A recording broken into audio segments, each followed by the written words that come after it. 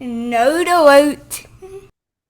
Hello and welcome back to another Pickled Unscripted. As always, I have with me the amazing, the classic Matt the Pickled Dragon. Classic I am. Sorry, Matt. And I am Dracoya. Oh, class. No, Dracoya is like the new shiny thing on the block. Their attention should be drawn.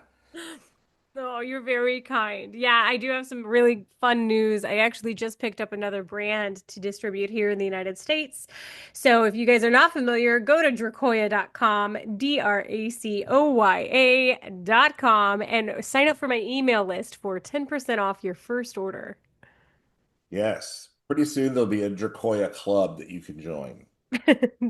That would be They'll have nice. hats and everything. Hats.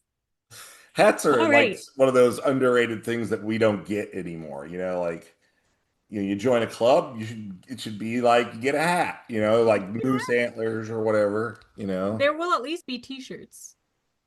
All right, I like that too. I take t-shirts. All right. All right, So, let's jump into it. yeah, we've got this. I found this article and I actually thought it was kind of an interesting discussion from a couple different angles. Like I think I can play devil's advocate to both sides, I think I can both sides this thing. Okay. Um, but let me show you guys the article because it's from a friend. The article is from a friend, yes.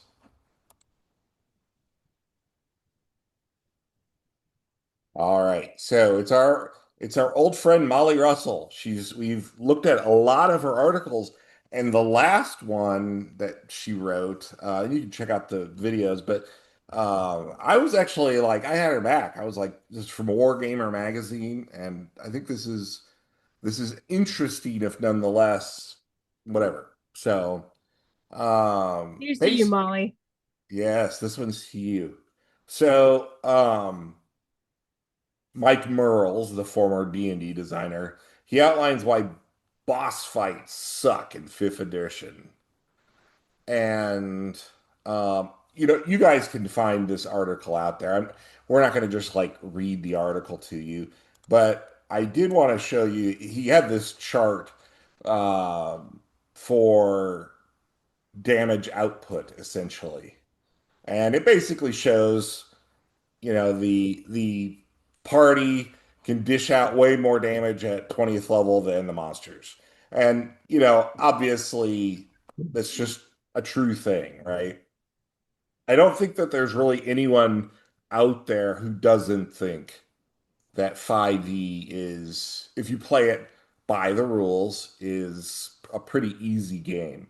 Uh, Right. so I'm just gonna leave it here. This was the Twix that Mike Merles put out. So, and he basically starts going out there, and there's more to it. You guys can look it up if you want to see the whole thing.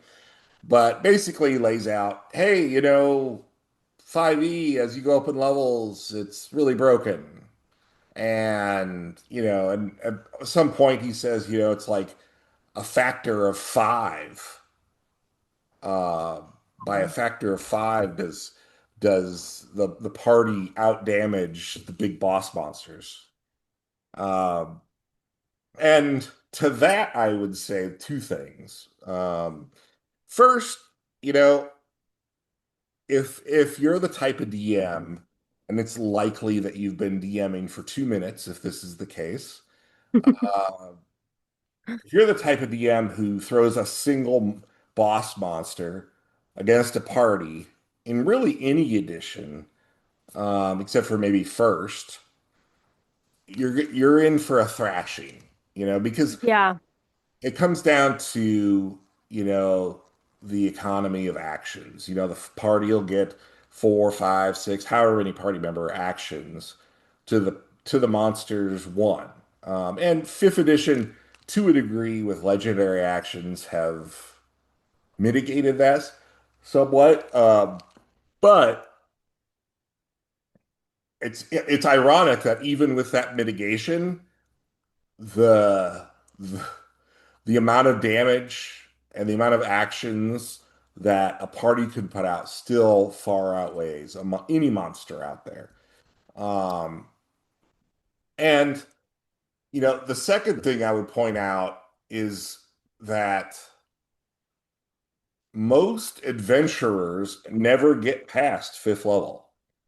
Like if you run the numbers, even at fifth level, it's like party members can put out twice as much damage as a monster. Well, a smart monster at that rate should still be able to possibly take out one, if not two party members, which I think most people would agree is a close fight, you know. Mm-hmm. Um, Yep.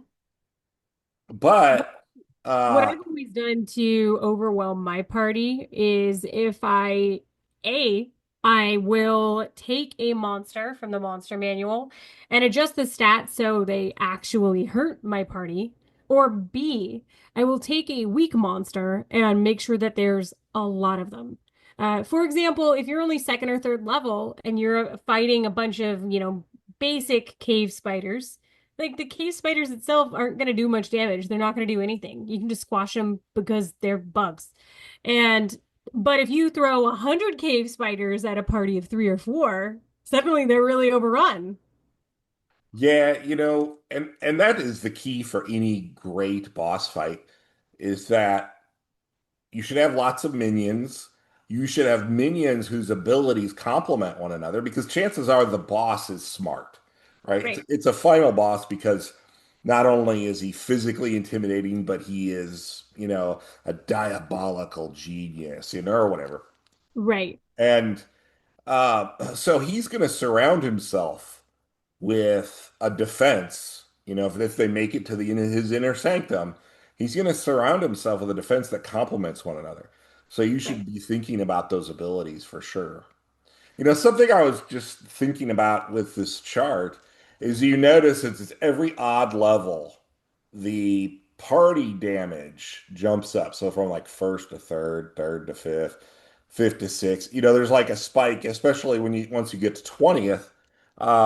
And the odd levels correspond to spellcasters reaching the next level of their spells, which are always stronger, deadlier, more profound. But 20th level is where characters hit who haven't multi-classed, and they'll get that cap ability that usually is like super awesome. You know, Hmm. Whatever, like if you're a paladin or depending on your, devotion. So there's a big jump there. And monsters, in the meantime, they either get a legendary action or they don't. And it seems like starting in here, somewhere monsters start getting legendary actions. And then, I mean, that's really their only extra special thing they can do to spend an action on, unless they get iterative attacks. And that's still very boring. A real boss monster fight not only has monsters, but it has like terrain hazards and weather hazards and all of that good stuff like that. Um, but let's press on, shall we? This is all Um, great advice, Matt. oh, I think so. I hope so. Well, I hate to think that I've been doing it all wrong all along. And the other thing to say about Mike Merle's analysis, though, is that it's based on if you follow the CR rules of the game, and everybody knows that following like fifth level and on, they're broken. Hmm. So who cares, right? Um, so it's really about the DM knowing their players and then thinking about what kind of defense a boss monster would put together because he's not going to stand there alone because he's CR 20 and the party's 20th level.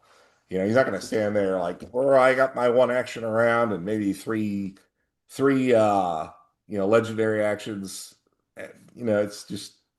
It's just not going to work that way.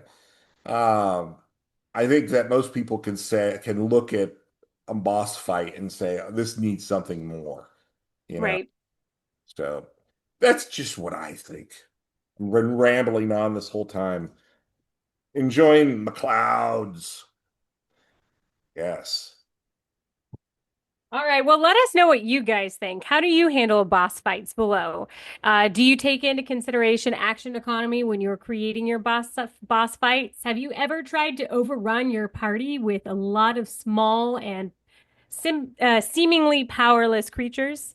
Tell us your thoughts below and comment, like, subscribe. But as always, guys, come back and have another round on us.